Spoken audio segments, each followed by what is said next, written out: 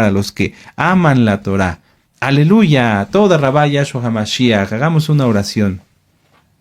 Padre eterno, bendito Elohim de Israel, bendito Elohim de Israel, que nos das tantas bendiciones como el hecho de poder estar alegres, gozosos, Abba, que nos creaste sentimientos tan hermosos como el amor, el gozo y la paz. Toda Rabá Yahshua HaMashiach. Abba Kadosh, una vez más te pedimos, vamos a empezar con el estudio. Háblanos, ministranos, en el nombre bendito y poderoso de Yahshua HaMashiach. Omen, Beomen. Aleluya. Muy bien, amados Sahim. Con gozo, sí, siempre hay que estar con gozo. Hoy lo estuve repitiendo porque acabamos de entrar a otra etapa, ¿verdad? Nuestro amado Roe nos ha estado ministrando que este año romano, aunque nosotros no guardamos el año romano, va a ser algo especial, pero no hay por qué tener temor. No. Hay que perseverar en Yahshua, hay que tener confianza en Él, no hay que perder el gozo, no hay que perder la shalom. Hay varios temas que pueden revisar. En uno de ellos nos lo dio nuestro amado Naví, se llama Nadie podrá quitarte la paz. Nadie podrá quitarte la paz. Así que ánimo, Kedoshim, una sonrisa. Sí, aleluya, eso. Ánimo. Vamos a empezar con ánimo. Eso es lo que le agrada al Eterno. Es como que te invitara el Eterno, bendito es su nombre, a un banquete. Tú no vas a llegar con cara larga. Y si te duele algo vas a estar ahí delante de todos esos manjares. Ay, no, es que no puedo comer porque me duele. No, hasta te aguantarías, ¿verdad? Y pedirías fortaleza para que el Eterno te permita disfrutar de ese banquete. Bueno, eso es la Torá. Eso es la Torá. Ahorita no te preocupes si hay un dolor por ahí, la muela, etcétera. No, vamos a disfrutar el estudio. Aleluya. Vamos a empezar hoy con la Parashá y la Haftará Bo. La Parashá y la Haftará Bo. Bo, B-O, significa ve o entra, ¿sí? Ve o entra. Y es la número 15 de 54 parashot, aleluya. Abarca desde Éxodo 10, verso 1, hasta el capítulo 13, verso 16. Una explicación muy importante sobre cómo guardar el Shabbat. A lo mejor tú ya llevas ciertos años guardando Shabbat, ya tienes 1, 2, 3, 10, 20 años guardando Shabbat, y tal vez estés empezando a descuidar ciertas cositas, como en ponerte a lavar un vaso, una cuchara, un plato, o ya te pusiste a barrer, o ya te pusiste a hacer esto. Cuidado, recuerden que la santidad del Shabbat es fundamental para ser bendecidos. Entonces repasen, por favor, yo les hago la invitación, repasen la Haftará Bo. Si te da tiempo, ahorita después de que terminemos este estudio, a lo mejor tomas tus alimentos y antes de empezar la administración, escúchala. Si te sientes cansado, puedes ponerte en un sillón y estar repasando. Es muy importante esa Haftará, es muy importante. Muy bien, entonces la Haftará es Jeremías 46, versos 13 al 28. En esta parashá encontramos entre otros los siguientes puntos. La plaga de langostas. ¿Cómo se dice langostas en hebreo? Lo vimos el año pasado. Arbe, la plaga de langostas. También se ve la plaga de oscuridad, Hoshech, ¿verdad? La plaga de los primogénitos, sí, la muerte de los primogénitos. Se ve Pesaj, aleluya. Es hermoso, Pesaj. Pueden revisar la parashá también y los temas que nos da nuestro amado Naví en Pesaj. ¿Por qué digo Naví? Naví significa profeta. Nuestro amado Naví, Dr. Javier Palacios Elorio, aleluya. La salida de Israel de Egipto, amén. Y la consagración de los primogénitos. La consagración de los primogénitos, aleluya. Entonces, amados Sahim, vamos a entrar, vamos a Éxodo 10, vamos para allá, yo ya estoy aquí listo. Y vamos a ver los primeros versos.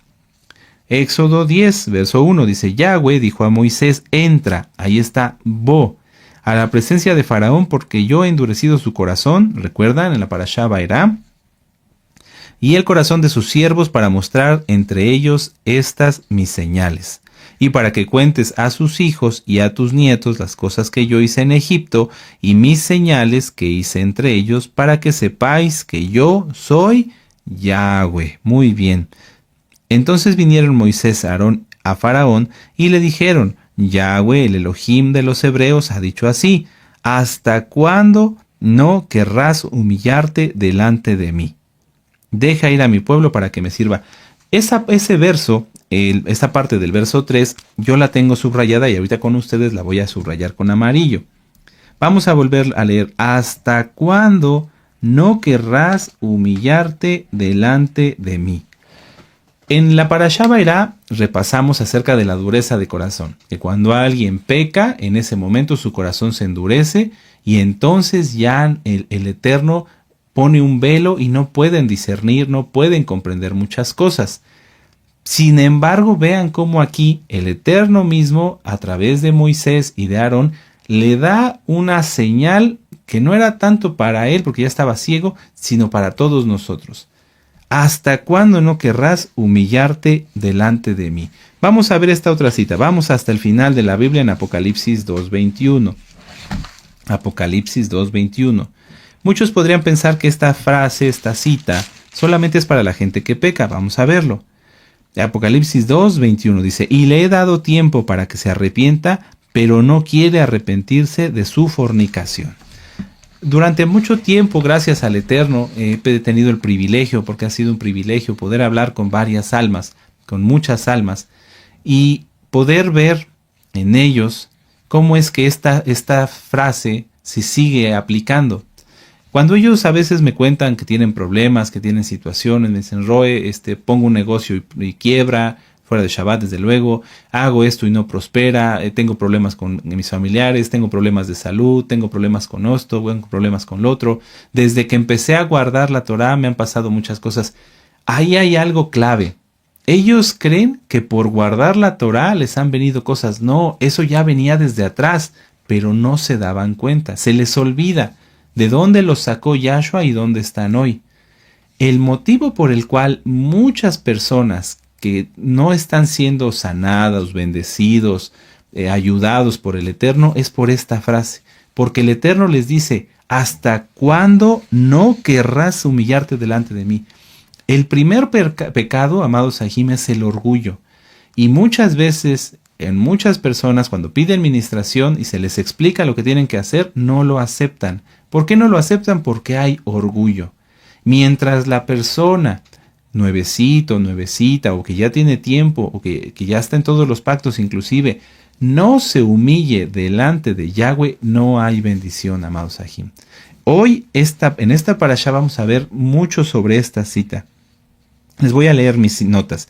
Así como el faraón no se quería arrepentir, hay muchas almas que no se quieren arrepentir del pecado, y por ello cosechan las consecuencias de sus acciones. Preguntémonos cada uno de nosotros, si no será que al igual que el faraón, las cosas en nuestra vida no están bien, y no será porque acaso el Eterno nos pregunta: ¿hasta cuándo no querrás humillarte delante de mí? Si sigues sufriendo y pasas cosas, ¿te has preguntado, me he preguntado, que si lo que estorba la bendición es el orgullo? Es muy, muy, muy común esto, amados Sahim. La verdad, muchas almas, aunque digan que están en todos los pactos, siguen teniendo orgullo. Por eso nuestro amado Roe nos compartió muchos temas muy interesantes acerca del ego. Hay que quitarse todo ego. Creer que uno tiene la razón siempre es ego, es error. Vamos a Apocalipsis 3, verso 17. Vamos para allá. Apocalipsis 3, 17 dice: porque tú dices: yo soy rico y me he enriquecido, y de ninguna cosa tengo necesidad, y no sabes que tú eres un desventurado, miserable, pobre, ciego y desnudo.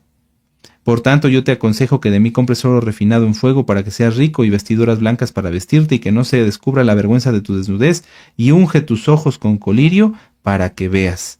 Yo reprendo y castigo a todos los que amo, sé pues celoso y arrepiéntete. Es muy común. A veces a las personas, a las almas, cuando llaman y dicen: oiga, Roe, no prospero, la gente a mi alrededor se aleja, les decimos: está usted bajo maldición. Lo que está pasando en su vida es que está usted en maldición. Y dicen: no, eso no es así. Sí, mire, vamos a ver las maldiciones: Ahor, Arar, Kelel, Haram, etcétera, etcétera. Vean los temas de las maldiciones. Y entonces las ven, pero no aceptan lo que está ahí. ¿Qué es lo que pasa? Se lo he platicado a algunos hermanos en estos últimos días. Esas personas son como un enfermo que no quiere reconocer sus síntomas. Imagínense que alguien tuviera un resfriado y está estornudando y tiene flujo nasal y tiene escalofríos y le dicen, oye, ve al doctor. No, no, yo estoy muy bien, estoy sano, mira, y quiere respirar y respira su enfermedad. No reconoce sus síntomas y por lo tanto no puede ser sanado. O imagínense que este mismo enfermo, ya con gripa, con calentura y demás, llegara con el doctor y le dijera, dígame, ¿qué síntomas tiene? No, ninguno, yo estoy muy bien, me siento bien. Oiga, pero si viene usted con 40 grados de temperatura, no, doctor, yo estoy muy bien. Sí nos damos cuenta, sí me doy a entender, amado Sahim, el reconocer el pecado, el reconocer cuando uno de nosotros ha estado mal, es lo que nos ayuda a salir adelante. Eso está en Proverbios, el capítulo 28, en el verso 13. Todo aquel que confiesa su pecado y se aparta. Nadie puede sanarse de una gripa o de un resfriado o de una enfermedad si no reconoce los síntomas. Es muy importante, amado Sahim. Bueno, ya tienen el verso 7, ¿sí? Dice, entonces los siervos del faraón le dijeron, ¿hasta cuándo será este hombre un lazo para nosotros? O sea, ellos sí se daban cuenta de todo lo que estaba pasando por causa de Moisés, obviamente por Yahweh, pero a través de Moisés y de los hijos de Israel.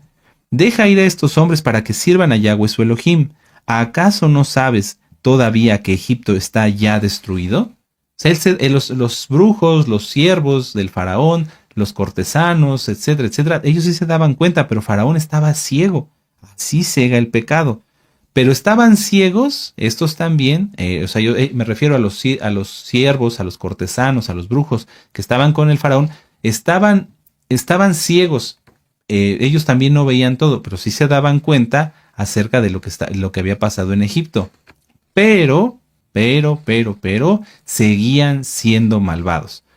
Eso es lo que quiero aclarar. O sea, el hecho de que los brujos se dieran cuenta que lo que estaba ocurriendo en Egipto era por obra del Eterno, no quiere decir que estuvieran bien, estaban mal. Vamos a verlo. Dice entonces en el verso 7 que los brujos le dicen, los siervos de Faraón, deja ir a los hombres para que sirvan a Yahweh su Elohim. Pero mucha atención al verso 11. Dice, no será así. Id ahora vosotros los varones y servid a Yahweh, pues esto es lo que vosotros pedisteis. Y los echaron de la presencia del Faraón.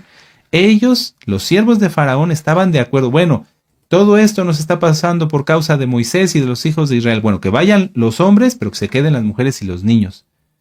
Todos los malvados toman rehenes. Todos los perversos toman rehenes.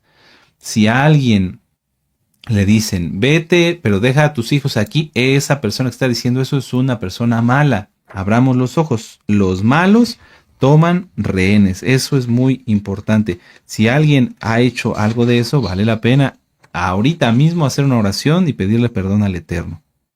Bueno, vamos a avanzar a Éxodo 10 y permítanme ustedes. Sí, aquí está.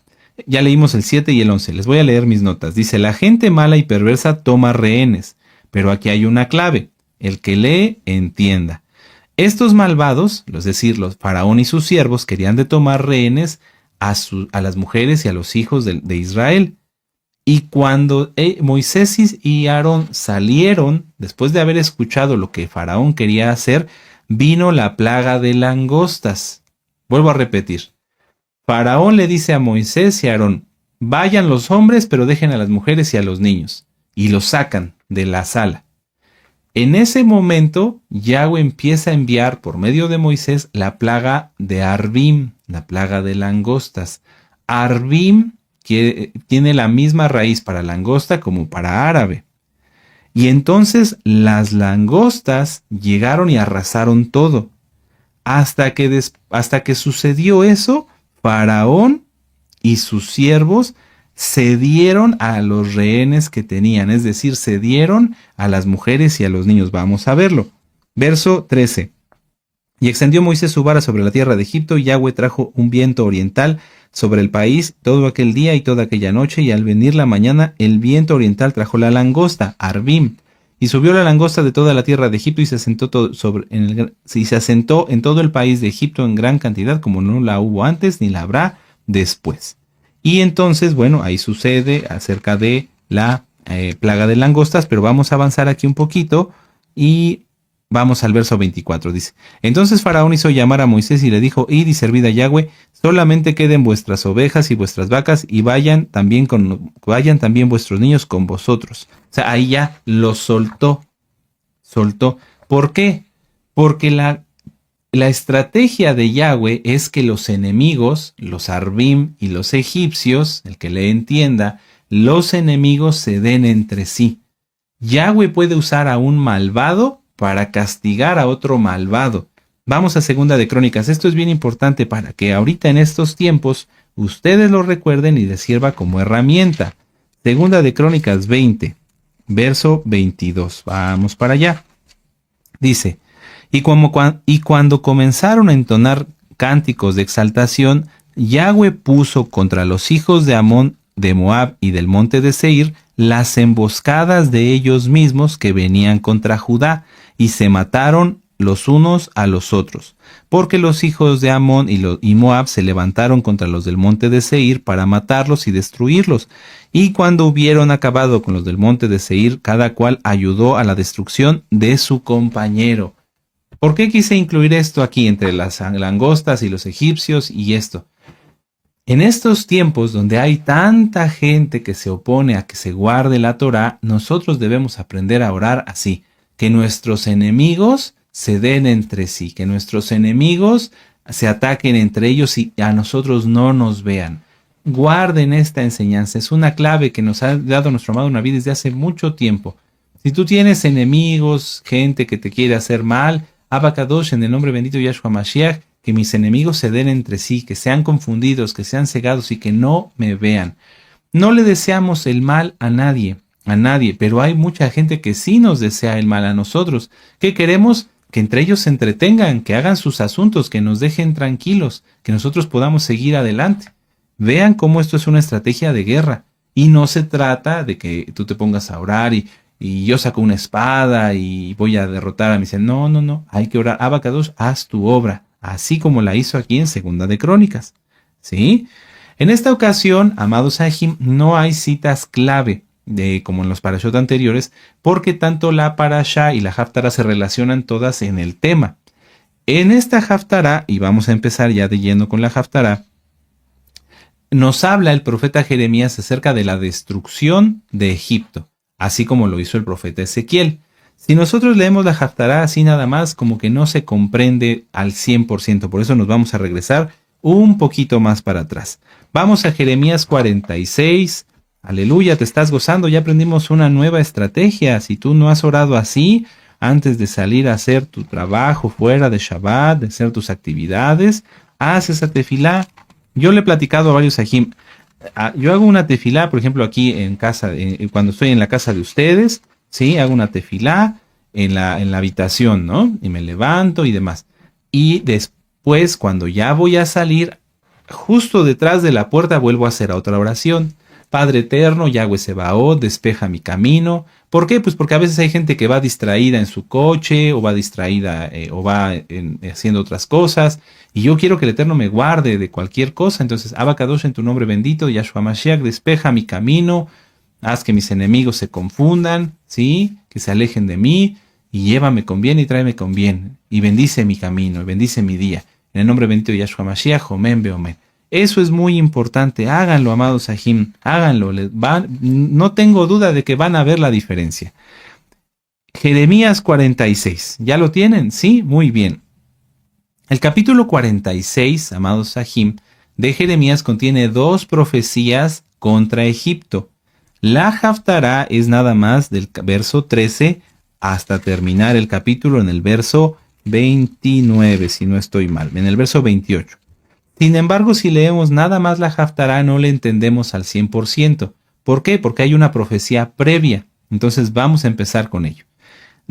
Anoten si gustan en sus apuntes. El capítulo 46 de Jeremías, del verso 1 al verso 13, narra la profecía de Jeremías, la profecía de Yahweh contra Egipto, la profecía de Yahweh contra Egipto en la batalla de Carquemis. Espero pronunciarlo bien. Si alguien sabe la pronunciación correcta, me la pueden compartir. En la batalla de Carquemis.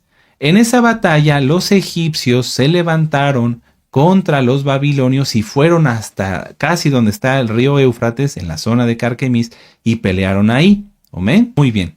Entonces, los egipcios fueron hasta cerca del río Éufrates y pelearon ahí contra los babilonios, siendo derrotados. Esa fue la primera profecía. Y después, una vez siendo derrotados los egipcios, los babilonios siguieron avanzando, derrotaron a Israel, derrotaron a los filisteos, derrotaron a los moabitas y siguieron hasta arrasar a Egipto. Esa es la segunda profecía. ¿Amén? De esa es la Haftará. Pero yo quise incluir la primera parte para que podamos tener una idea completa del contexto en el que se desarrolla la Haftará. En el que la primera profecía, Yahweh hace juicio contra Egipto, hace que los babilonios los derroten como un castigo por lo que los egipcios nuevamente habían hecho contra Israel. Vamos a empezar. Jeremías 46:1. Palabra de Yahweh que vino al profeta Jeremías contra las naciones. Con respecto a Egipto, contra el ejército del faraón Necao, rey de Egipto, que estaba cerca del río Éufrates en Carquemis, a quien destruyó Nabucodonosor, rey de Babilonia, en el año 4 del rey Joacim, hijo de Josías, rey de Judá. Bueno, ¿qué había pasado aquí? Los egipcios habían querido ir hacia el norte, hacia el Éufrates, y pasar por Israel para ir a pelear contra los babilonios, a lo cual el rey Josías dijo que no. Vamos a Segunda de Reyes, capítulo 23. Segunda de Reyes, capítulo 23. Y entonces los egipcios mataron al rey Josías. El rey Josías fue un rey muy especial para el Eterno, muy especial. ¿Por qué? Porque él restauró Pesach, lo pueden ver, por ejemplo, aquí en el capítulo anterior, ¿sí? En el capítulo, permítanme ustedes, sí es el capítulo 23. Amén. Entonces fue un rey muy especial, un rey santo, un rey agradable delante del Eterno. ¿Y qué pasó? Vamos entonces a Segunda de Reyes, capítulo 23, verso 29. Dice: en aquellos días Faraón Necao, rey de Egipto, subió contra el rey de Asiria al río Éufrates, y salió contra él el rey Josías, pero aquel, así que le vio, lo mató en Meguido. En esta ocasión los egipcios querían subir contra los asirios, y entonces el rey Josías dijo no, y lo mataron. Esta primer profecía es porque Yahweh castigaría a los egipcios por lo que hicieron con el rey Josías. Una vez que matan al rey Josías, toman a su hijo, el rey Joacás, si no estoy mal, sí, Joacás, y lo ponen como rey en Israel, pero bajo la dirección del rey egipcio, bajo la dirección del faraón. Como Joacás nuevamente se rebela y quiere evitar pagar impuesto a los egipcios porque venían los babilonios, entonces nuevamente el faraón Necao sube a Israel, capturan a Joacás y se lo llevan a Egipto, donde muere, y vuelven a poner a Joacim como rey de Israel. Entonces fíjense cómo tenía mucha influencia, había nuevamente una especie de dominación, aunque ya no eran esclavos propiamente, pero seguían pagando tributo a los egipcios. Entonces Yahweh envía esta profecía y este castigo hacia los egipcios para terminar con todo eso. Vamos a seguir. Verso 3. Preparad escudo y pavés y venid a la guerra. Uncid caballos y subid vosotros los jinetes y poneos con yelmos. Limpiad las lanzas y vestidos las corazas. ¿Por qué los vi medrosos retrocediendo? Sus valientes fueron deshechos y huyeron sin volver a mirar atrás. Miedo de todas partes, dice Yahweh. No huya el ligero ni el valiente escape. Al norte junto a la ribera del Éufrates tropezaron y cayeron. ¿Quién es este que sube como río y cuyas aguas se mueven como ríos? Egipto como río se ensancha y las aguas se mueven como ríos. Y dijo: subiré, cubriré la tierra, destruiré a la ciudad y a los que en ella moran. Subid caballos y alborotaos carros, salgan los valientes, los etíopes, los de Put, los que toman escudo, y los de Lud que toman y entesan arco. Mas ese día será para Yahweh de los ejércitos día de retribución, es decir, de dar el pago. para vengarse de sus enemigos, y la espada devorará y se saciará y se embriagará de la sangre de ellos, porque sacrificio será para Yahweh, Elohim de los ejércitos en tierra del norte junto al Éufrates. Sube a Galad y toma bálsamo, virgen hija de Egipto, por demás multiplicarás las medicinas, no hay curación para ti. Vamos a repasar para que quede mejor y más entendible. Los egipcios querían subir a pelear contra los asirios. Josías les dice que no. Y entonces toman a sus hijos, Joacás y Joacim, y los empiezan a someter a su yugo. ¿Amén? En retribución a eso que habían hecho los egipcios nuevamente, Yahweh envía a los babilonios que derrotan a los asirios ahora contra Egipto. Los egipcios suben a Carquemis, suben hacia la zona del Éufrates y ahí son derrotados. Si vamos a los estudios más profundos, por ejemplo, esto está narrado también por Flavio Josefo en Antigüedades de los Judíos, libro 10, capítulo 6. Ahí se narra, y en otros libros de la historia, que el ejército egipcio subió y ya formados delante de los babilonios para empezar la batalla, en cuanto se acercaron los babilonios, los egipcios corrieron.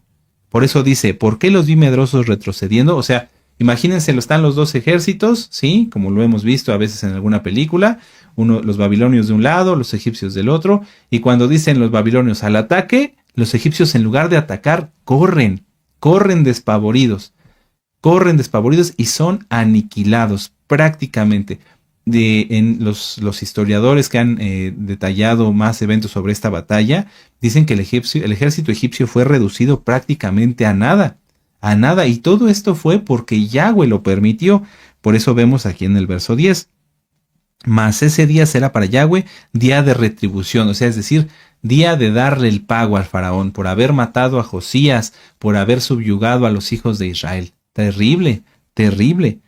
Ahora, a mí me gusta mucho todas las concordancias, y aquí hay algo muy bonito.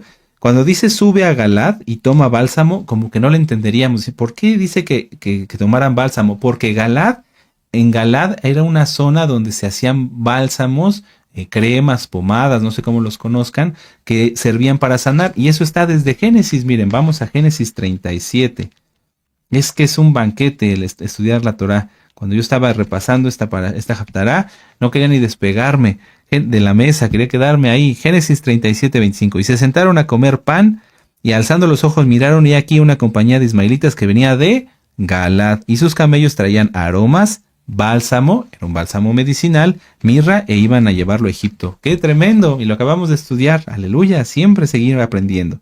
Bueno, ahora, ¿Qué dice aquí, o a qué se refiere el Eterno cuando dice que suba a Galad y tome bálsamo? Por más que multipliquen las medicinas, no había curación para él, porque Egipto, Faraón, sería derrotado y destruido, prácticamente su ejército reducido a nada.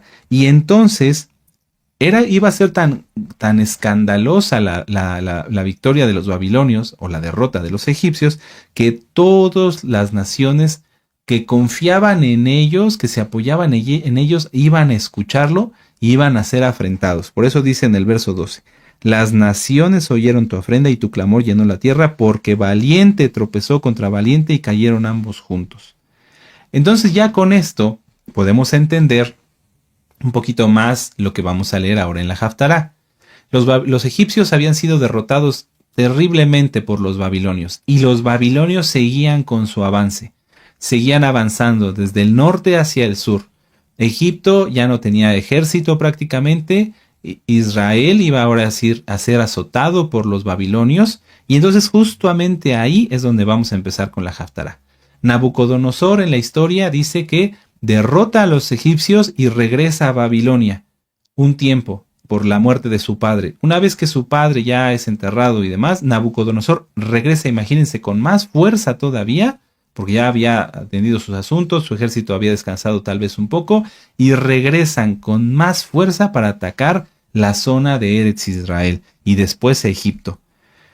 En esa época, así como ahora, había muchos judíos, muchos Yehudim, que ya no vivían en Eretz Israel, sino que habían ido a Egipto por esta misma dependencia, por este mismo yugo que tenían. Y entonces el profeta Jeremías dice las palabras que Yahweh le da para que esos Yehudim, para que esos judíos, para que esos israelitas se aperciban antes de que Egipto sea destruido. Amén. Vamos a verlo. Palabras que habló Yahweh al profeta Jeremías acerca de la venida de Nabucodonosor, rey de Babilonia, para asolar la tierra de Egipto. Fíjense muy bien, amados Ajim. Esta es la otra batalla. Ahí ya Egipto no iba a ir a luchar a otro lugar, sino iba a ser invadido.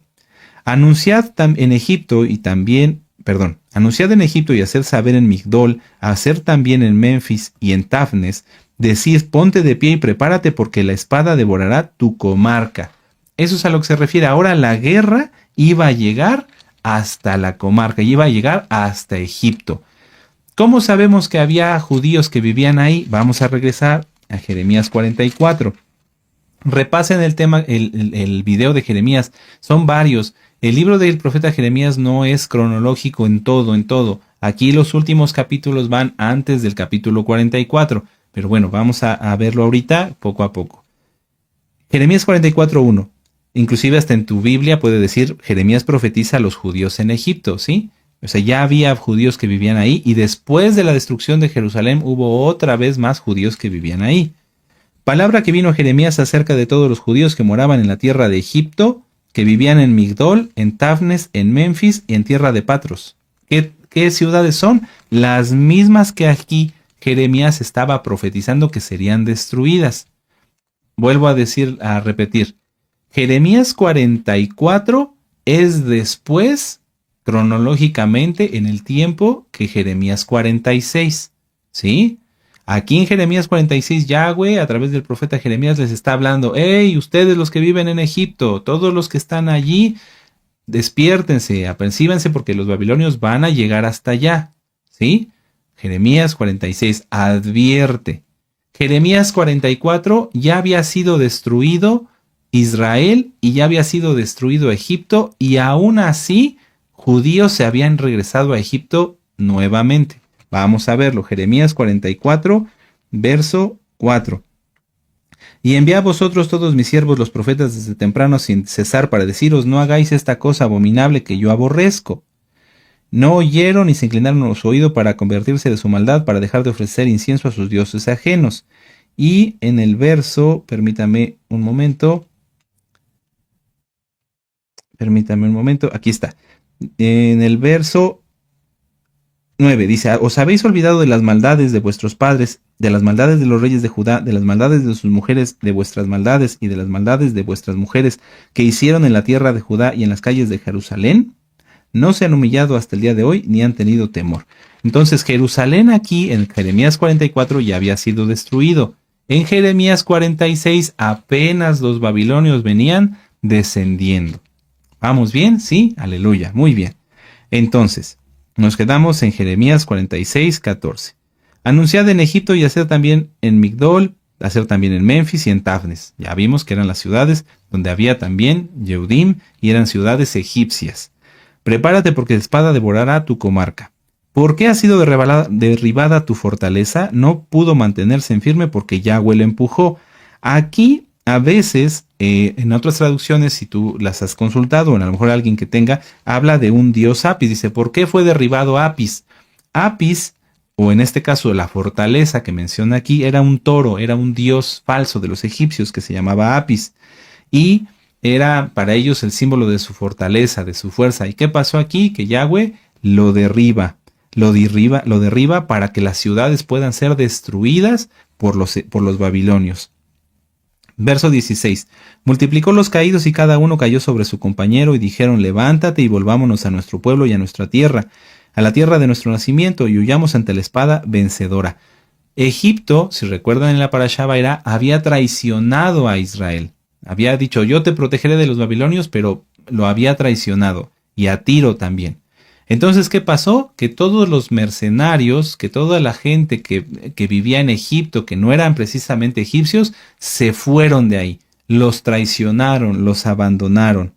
¿Cómo sabemos que había gente de otras naciones? Porque en el capítulo 46, en el verso 9, nos habla de gente de Put de Lud y etíopes. O sea, el ejército del faraón y los egipcios no eran nada más puros egipcios, había mercenarios y había gente de otras naciones. Bueno, pues cuando Yahweh envió a los babilonios contra Egipto, los abandonaron. Dice verso 17, allí gritaron, Faraón, rey de Egipto es destruido, dejó pasar el tiempo señalado.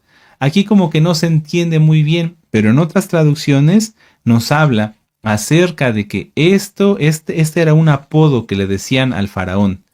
Cuando los etíopes, los africanos, toda la gente que vivía en Egipto se iba, decían un apodo. El apodo era más o menos así: mucho ruido y pocas nueces. ¿Qué quiere decir? Mucho ruido, pero a destiempo. O sea, el faraón siempre dice que nos va a cuidar, que nos va a proteger. El faraón dice esto, dice el otro, pero nunca cumple. Entonces se iban. ¡Qué terrible! ¿Se acuerdan que lo vimos en la Parashá Vairá? Es como una continuación. El traidor siempre queda mal. El traidor siempre es reconocido y su fama le precede, su fama va delante de él. Entonces, como Egipto fue traidor, así también fue traicionado. Así que si alguien promete cosas y dice y esto y dice el otro y dice aquello y dice y nunca cumple, está como el faraón. Hay que cambiar eso. Verso 18. Vivo yo, dice el rey cuyo nombre es Yahweh Sebaot, que como Tabor entre los montes, como el Carmelo junto al mar, así vendrá. El monte Tabor y el monte Carmelo están en una planicie. Entonces imagínense ustedes un terreno muy hermoso allá en la tierra, en nuestra tierra. Es un terreno muy plano. Y están como, aunque no son montes muy grandes, se ven inmensos. ¿Por qué? Porque el terreno es muy plano. Entonces, aquí lo que está diciendo Yahweh es que así como esos montes se ven grandísimos en esa planicie, así grandemente y fuertemente vendrían los babilonios contra Egipto. Aquí está la clave para entender a quién se refiere el profeta Jeremías. Hazte en seres de cautiverio, moradora hija de Egipto. No le iba a decir nada más moradora hija de Egipto a los egipcios, porque los egipcios iban a ser destruidos, sino aquí se está refiriendo a los hijos de Israel, a los israelitas, a los judíos que vivían en las ciudades que ya leímos, Memphis, Tafnes y demás. Les está diciendo, prepárense, porque si ustedes están ahí, van a ser llevados en cautiverio con todos los egipcios. Porque Memphis será desierto y será asolada hasta no quedar morador. Terrible. Por eso, uniendo las dos parashá, las dos Haftarot, Vairá y Bo, no confíes en Egipto, no confíes en las riquezas. Miren, estoy tan contento y disfrutando tanto que hasta se me está olvidando revisar las notas. Amén, aleluya, permítanme ver aquí. Muy bien, sí, vamos bien, aleluya. Entonces, vamos, verso 20. Becerra hermosa es Egipto, mas viene destrucción, del norte viene. ¿Por qué becerra? Porque su ídolo principal era un toro, ya lo vimos, que se dice que se llamaba Apis. Entonces, sus soldados mercenarios también en medio de ella, como becerros engordados por su ídolo Apis, porque también ellos volvieron atrás, huyeron todos sin pararse, porque vino sobre ellos el día de su quebrantamiento, el tiempo de su castigo. Eran juicios contra los egipcios, eran juicios contra los mismos Yehudim, los mismos israelitas que vivían ahí. Su voz saldrá como de serpiente, porque vendrán los enemigos y con hachas vendrán a ella como cortadores de leña. Aquí dice que su voz saldrá como de serpiente porque otra de las deidades, ustedes lo pueden ver, de los egipcios era el dios serpiente. Sus oficiales del ejército se consagraban, no es la palabra más adecuada, se dedicaban, ¿sí? Se dedicaban al dios serpiente. Entonces dice, así como, aunque seas serpiente y tengas veneno, así como llegan los leñadores y cortan todo, así serán cortados. Cortarán sus bosques, dice Yahweh, aunque sean impenetrables, porque serán más numerosos que langostas. Fíjense cómo nuevamente hace referencia a las langostas que vimos en la Parashá, ¿verdad? Las langostas, los enemigos, terrible, no tendrán número. Se avergonzará la hija de Egipto. Fíjense aquí cómo dice hija de Egipto y ya no se refiere nada más como moradora hija de Egipto. Amén. Se avergonzará la hija de Egipto, entregada será en manos del pueblo del norte. Yahweh de los ejércitos, Elohim de Israel, ha dicho, he aquí que yo castigo a Amón. Ahí está el castigo contra los dioses, igual que en cada una de las plagas. Repisen las parashot anteriores que nos dio nuestro amado Roe. Ahí está explicado. Los 5 libros de la Torá también están en este canal. como castigo a Amón, de Dios de Tebas, a Faraón, a Egipto, a sus dioses y a sus reyes, así a Faraón, y subrayen, yo aquí ya no lo puedo subrayar más, pero lo voy a intentar, a Faraón así como los que en él confían. Por eso no hay que confiar en el Faraón, no hay que confiar en nuestra fuerza, no hay que confiar más que en Yahweh. Y los entregaré en mano de los que buscan su vida, en mano de Nabucodonosor, rey de Babilonia, y en mano de sus siervos, pero después será habitado, como en los días pasados, dice Yahweh. ¿Aquí a qué se refiere? Que Egipto iba a ser arrasado, destruido, pero volvería a ser reconstruido. ¿Por qué? Porque otra vez, fíjense qué terrible, otra vez, después de esta destrucción, cuando los Yehudim, cuando nuestros padres, los israelitas, dependiendo de las tribus, fueran exiliados, también algunos de ellos se irían a Egipto. ¡Qué terrible! Eso a mí me da mucha tristeza, pero así sucedió. Por eso, en Jeremías 44, vamos otra vez para allá, Yahweh les reprocha, ¿por qué están en Egipto? Palabra que vino palabra que vino Jeremías acerca de todos los judíos que moraban en la tierra de Egipto. Imagínense, después de haber sido destruido Egipto, lo reconstruyeron y los judíos, los Yehudim, nuestros padres, nuestros hermanos, se fueron a vivir allí. ¿Qué nos deja esto de enseñanza? Muchísimas cosas, muchísimas cosas. ¿Cómo es posible que alguien, después de haber el juicio que Yahweh hace contra sus enemigos, quiera seguir con los enemigos? Piénsenlo, amados Sahim, piénsenlo. Imagínate que Yahweh destruye a todos aquellos que te han hecho la vida difícil, a todos aquellos que se le oponen a Yahshua, que hablan mal de él, que se oponen a su Torah, etc. Y que después alguien que se dice mesiánico fuera hasta allá y levantara a ese enemigo y lo curara y se fuera a vivir con él. Pues eso fue lo que pasó. Y eso es lo que sigue pasando, amados Sahim. Eso es lo que sigue pasando. Ahora, en el verso 27, hay que tener en cuenta que los profetas, como nos ha ministrado nuestro amado Naví, no nada más hablaron para ese tiempo, sino para ese tiempo y para el tiempo de ahora, para el tiempo de después. El verso 27 no era un consuelo para esa generación, no. Es una bendición para los santos, aleluya, sí, que hoy guardan la Torá. Es un bálsamo, prepárate, así como el de Galad, pero este es muchísimo mejor. Prepárate a recibirlo. Y tú no temas, siervo mío Jacob, ni desmayes Israel, porque aquí yo te salvaré de lejos y a tu descendencia de la tierra de su cautividad. Eso es ahorita. Y volverá Jacob y descansará en el milenio y será prosperado y no habrá quien lo atemorice. Precioso, esto se refiere a lo que estamos a punto de pasar y ya estamos pasando. Yahweh nos está llamando de la cautividad donde estábamos todos. No era para ese momento. Ahora, 28. Tú, siervo mío Jacob, no temas, dice Yahweh, porque yo estoy contigo, porque destruiré a todas las naciones entre las cuales te he dispersado, pero a ti no te destruiré del todo. Es decir, Yahweh va a hacer juicio y hizo juicio contra todos aquellos que se llevaron cautivos a Israel. Recuerden que después los persas destruyeron a los babilonios y aún hoy todos los enemigos, todas las naciones que se han opuesto a Israel serán castigadas. Pero, fíjense en esta cita clave. Pero a ti no te destruiré del todo. Aleluya, o sea, Israel siempre tendrá un remanente. Siempre habrá un remanente fiel, un remanente santo. Sino que te castigaré con justicia, de ninguna manera te dejaré sin castigo. Tremendo. Si alguien ahorita, pero no está bien en su vida, no crea que se va a escapar del castigo. Es decir, aquí está un grupo de Kadoshim, ¿sí? Aquí están, y vamos a ver un color, y este es el que está mal. Entonces, ellos, pues van a ser llevados, ¿sí?, al milenio o en el Natsal, ¿sí? Vamos a ponerlo así para hacerlo más dinámico. Ellos van a ser guardados y este que está mal piensa que escondiéndose aquí atrás no le va a pasar nada, ¿sí? Hay muchísima gente que piensa en eso. Dicen, bueno, si algo pasa, yo me voy a donde están los Kadoshim y ahí el Eterno nos lleve a todos en el Natsal, o que nos lleve a la tierra prometida. No va a pasar, no va a pasar. El Eterno cuando aunque quiera estar escondido, aunque estos sean sus familiares, cuando el Eterno haga su obra y nos lleve en el Natsal, ¿sí?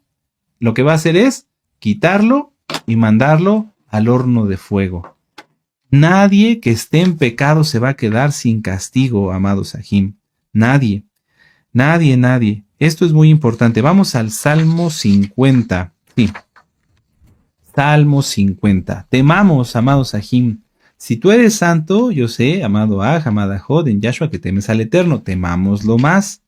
Y gocémonos en que Él destruirá a los malvados y a los perversos, pero temiéndolo. Dice en la bendita Torah, en el libro de Hebreos, que el que esté firme, mire que no caiga. No, hay que afirmarnos. Esta cita la leímos también en otras parashot. Salmo 50, versos 20 y 21. Vamos a leerlo nada más el 21. Estas cosas hiciste y yo he callado. Pensabas que de cierto sería como tú, pero te reprenderé y las pondré delante de tus ojos. Esto es lo mismo que Jeremías 49, en el verso 28. Es lo mismo, amados Sahim. Si alguien no está bien, no piense que se va a quedar sin castigo. No piense que por estar en una comunidad se vuelve santo automáticamente. Si tú entras a una cochera, no te vuelves coche. Si entras a un laboratorio, no te vuelves químico. Eso se hace, la conversión genuina se hace cuando una persona, cuando uno mismo está dispuesto a cambiar y dispuesto a aprender. No te vuelves santo por comer kosher y ponerte un talit. Te vuelves santo por practicar la santidad. No te vuelves agradable delante de Yahweh por sonreírle a todos mientras tu corazón está lleno de odio, rencor, ira, falta de perdón. No. Fíjense cómo en eso, o sea, si alguien tiene odio, rencor, ira, falta de perdón, autocompasión, autocastigo, el Eterno no le va a dejar sin castigo y no va a tener parte en el reino venidero. Es grave, es grave. Aquí el Eterno, es que esta parashá está muy bonita. Nos habla, yo destruiré a los enemigos, destruiré a los babilonios, destruiré a los egipcios, destruiré a estos, destruiré a los otros, pero a ti no te voy a destruir del todo. Voy a guardar un remanente. Pero de ese remanente, no piense alguien que esté en pecado que se va a quedar sin castigo. O sea, es un trato directo. Así como en la muerte de los primogénitos, Yahweh hizo ver a los egipcios que él sabía quién era cada uno de ellos, así hoy el Eterno a través de esa Haftará nos hace entender que el trato es personal. Que el trato es personal. Que si tú eres santo o santa, sonrías y dejes de preocuparte y veas cómo Yahweh tiene en cuenta cada cosa mala que han hecho contra ti, y que confíes y que te goces y digas, sí, Yahweh dará el justo pago a mis enemigos. Y que si tú crees que por esconderte, vuelvo al ejemplo aquí, si tú crees que no oras, no ayunas, no estudias, andas haciendo chismes, etcétera, si tú crees que porque estás en un grupo ya estás incluido, te des cuenta que no y cambies y te arrepientas. No dejemos esto en saco roto, amados Sahim. Les decía yo hace un ratito, me gustan estas parashot que nos permite el Eterno estudiar antes de Pesach para que cuando lleguemos a Pesach ya tengamos todo fresco aquí. Y digamos, sí, me he preparado, he estudiado, he cambiado, ya he dejado esto y tomaré dignamente de Pesach, pero ¿cómo haciendo chisme? ¿Cómo maltratando a tu hermano? ¿Cómo haciendo todo lo que cada uno debería saber? Y si no lo sabe, es tiempo de darse cuenta que están haciendo mal en contra de la Torá y en contra de Yahshua. Vuelvo a la cita en la frase que leímos en Éxodo.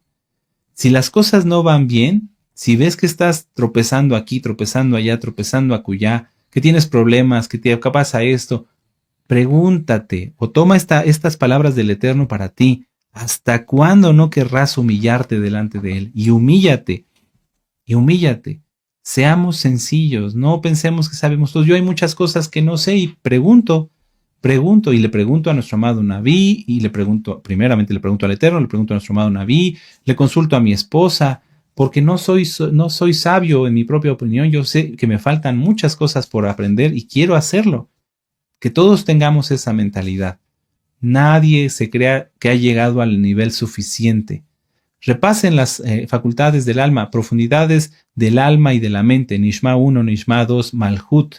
Si tú ya estás en Malhut, qué bueno, pero sé que si estás en Malhut quieres más todavía, quieres tener una comunión completa como la tuvieron los siervos de Yahweh con él. Y si estás en Ishma 1, subir a Ishma 2, y si estás en Ishma 2, subir a Malhut, y si estás en 0, ponte a trabajar.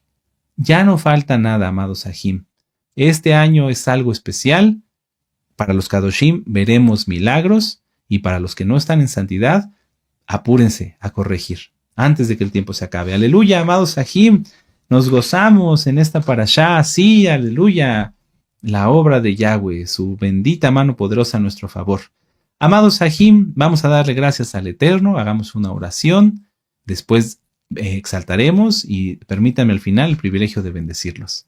Padre eterno Yahweh, toda Gabá, porque tú nos ves siendo indignos, Abacadosh, desde tu bendito trono en el reino, Abacadosh, en el cielo. Nos ves y nos conoces a cada uno de nosotros, inclusive más de lo que nosotros nos conocemos a nosotros mismos. Y así, Abacadosh, tú ves nuestras acciones, si estamos bien o si estamos mal, y si hay gente que atenta contra nosotros, tú les darás el pago, pero no dejarás a nadie sin castigo. Abacadosh, que estas palabras nos inspiren más temor, temor que es obediencia, temor que es amor, temor que es respeto hacia ti. No miedo, porque el miedo no es tuyo, pero sí el temor de hacer las cosas con toda dedicación, con todo amor. Abba, el guardar cada mandamiento, el conducir nuestra vida con cuidado, aunque vayamos más lento, pero hacer las cosas bien. Abba, ayúdanos, por favor, ayúdanos, bendito Elohim de Israel. Sigue bendiciendo a tus siervos, a nuestros amados Abacados, a nuestro amado Naví, a nuestros amados Roim. Ayúdanos, Abacados, a permanecer, a prevalecer y a seguir adelante. Danos nuevas fuerzas. Bendito Yahshua HaMashiach. Padre amado, todo lo que hemos oído lo llevaremos por obra y disfrutaremos y seguiremos aprendiendo y en este precioso Shabbat y siempre, Abacados, mientras tú nos lo permitas. Te esperamos, Adon Yahshua HaMashiach. Omen, de Omen, aleluya, aleluya. Bendito es el Abacados, bendito es Yahshua HaMashiach. Amados aquí.